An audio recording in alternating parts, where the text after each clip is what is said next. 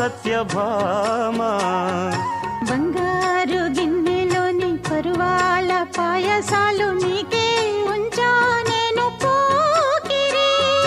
చక్కంగా ముందుకొచ్చి సందేళ విందులిస్తే కాదంటానా జతరా మరి. వారం వర్జం చూడాలి, ఆపైనే నీతో ఓడాలి.